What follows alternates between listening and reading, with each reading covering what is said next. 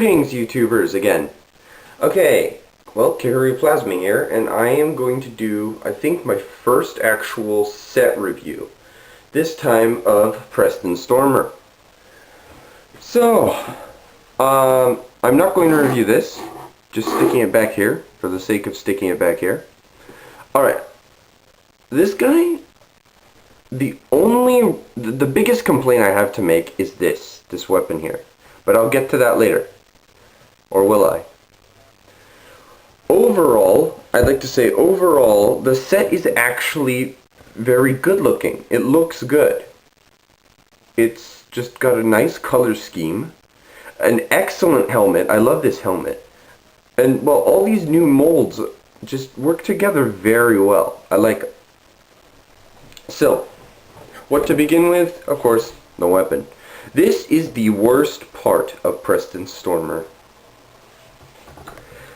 Alright, the first thing I'd like to rant about is how much shorter this weapon, the arm on this weapon, is from his other arm. It is slightly more bent than this one, but yeah, even so, it's so much shorter. They could have made it so much better if they could have at least made it drop down to here. I mean, you see what I mean? You could have had such better symmetry. Although, well, symmetry is plainly something they are not going for in this guy. However, the weapon isn't entirely bad. But still focusing on the bad things first. It's huge. This weapon is huge and like practically useless. It's got this harpoon launcher here, which I can't imagine him using because it looks like it'll shoot straight into the ice here. He's got this useless blade back here. Completely unnecessary. This part here is kind of cool, because it reminds me of Gelu. Alright, this little shoulder thing here is a nice touch. Little hero factor here. Unnecessary, but okay. This ridiculously short forearm here. And this buzzsaw. Now, here's something I have never seen anybody point out before. The hole in the buzzsaw? Well, where's that piece? You can fit these pins in it. Look at that! This is the one thing they did right on this thing. Using that, you can mock him an awesome, epic, ice-based weapon. Look at that! Isn't that cool? Although it still just can't make up for the fact that his arm is short. Also on the inside, the worst part of the whole thing is it's hollow, completely hollow. Also, I'd like to point out that this is black hair. But that little thing on the buzzsaw can allow you to make it an awesome weapon out of it. Look at that.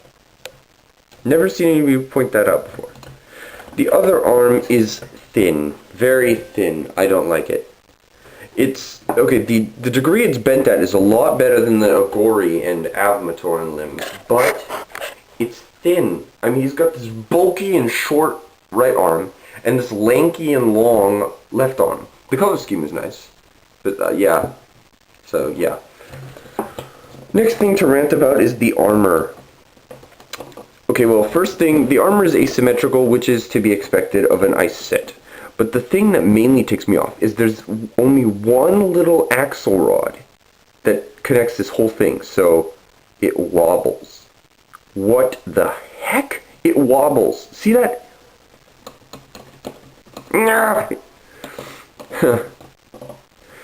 His helmet is awesome. Just nothing to say there. It's awesome. The legs, nothing to complain about except that they don't bend. He's got nice feet that everybody else points out, with the little boosters on the back, nice leg armor. He's overall a pretty nice set. Also, his posture is very cool. You know, lanky neck, and then kind of pushed back. That's pretty cool, actually.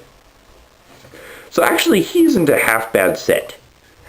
As far as, like, Matoran and Matoran size sets go, this guy easily gets a 9 out of 10. His arm is really the only really bad thing about him. Also, I'd like to count off that the points of articulation, I forgot, I think he had 9. So let's see.